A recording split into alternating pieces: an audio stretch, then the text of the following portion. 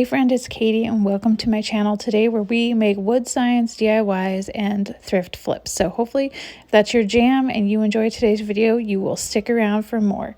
So today we are actually doing one of the DIY wood kits that's available on my website. This is the Be a Good Human BoHo kit and it's available online. So this is what you're going to be getting in your kit if you purchase one of the Be a Good Human BoHo kits that is available on my website. So let's start with the frame piece. This is 1/8 inch birch plywood and the frames are mitered and have the slit. So once they're stained and painted, they can all just go together like so, and that'll be perfect. They make the cutest little signs. All of the letters, the Be a Good Human, are laser cut from 1/8 inch birch plywood. They do have a paper coating on them, and I just use duct tape and then peel it off. This just protects the wood when I'm cutting it, but I leave it on there for when I'm shipping it too, so you have the choice. So just a little bit of duct tape, Gorilla tape, or if you really want to, you can pull it off with your fingers as well. And then you've got your nice crisp letter that doesn't have any of the scorch marks on it. And then finally you've got your stencil, which it is going to be slightly larger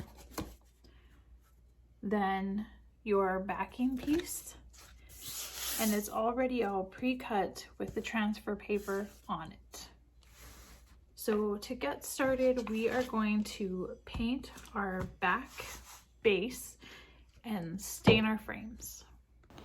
So I'm going to be painting the base of my sign with some white acrylic paint. The type of paint you use is really not going to matter. I prefer using acrylic and chalk paint, but I have also just used basic Valspar paint and primer as well for the base coat of my signs, and I have had good luck with all of that. Now I do have some other videos, and I will link them down below, that do share a little bit more detail of the supplies that I use, so you guys can make sure you check those out. For the frame, I'm actually doing a faux stain. I like to do this. I'm using the truffle chalk paint from Waverly, which you can get at Walmart, and I'm applying it with a baby wipe. A wet paper towel would give the same effect. The wetness just kind of keeps the paint moving and keeps it fluid, especially when you're working with chalk paint. But I prefer this method because it dries so much quicker and you don't have those fumes from stains. Now, when it comes to painting the laser cut letters, I like to use either a paintbrush or a makeup sponge, and then simply go along and dab it. Now, I have taped my laser cut letters down with some duct tape. This just kind of helps hold them in place while you're painting. And a couple of other tips: obviously you guys know that I like to use tinfoil to put my paint on, but I've also started using these puppy pads too to kind of protect my table and my workspace.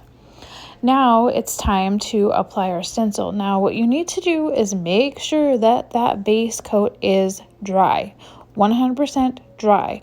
Do not try it if it is still wet. You're only going to end up with trouble, okay? So make sure your base is dry, peel off the backing, and then apply it to the base coat. I'm not a very good measurer. I think I've mentioned that in previous videos.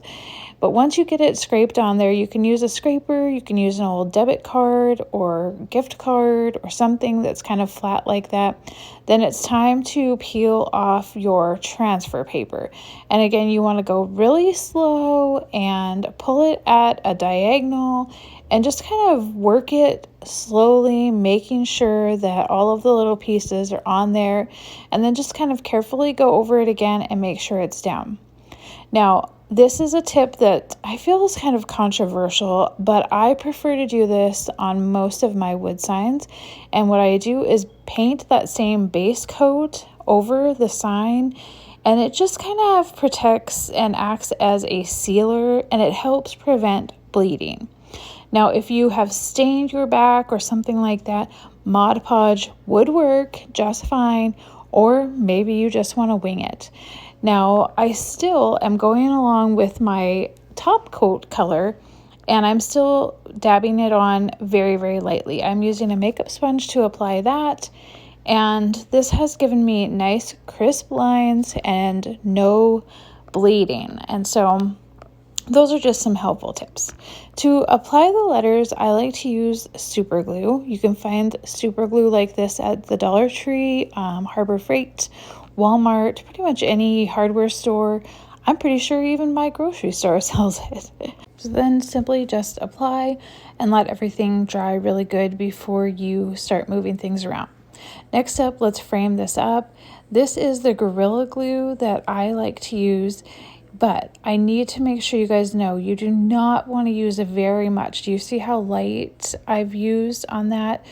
This Gorilla Glue holds really, really well, but it also expands, and it will make a huge mess if you get too crazy with it. It grows. I swear it has a mind of its own, and it just makes a humongous mess. But it holds the edges really, really well. I do have a few signs where I have only used the Gorilla Glue and not nailed them together, and it still holds really well. But I just want you guys to know that you don't want to use very much because it will make a huge mess.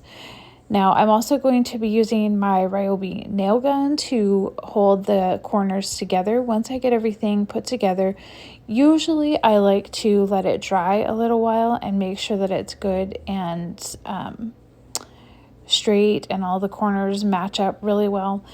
Today I'm moving right along, and I'm just going to add a couple of brad nails in the corners, and then my sign is going to be done. So I hope that you enjoyed this sign, and if you guys are interested in purchasing this kit or any of the other kits or any of the other signs I make sure you check out my website, LittleRockiesRustic.com. I'm also on Etsy, and all of the links are in the description box down below.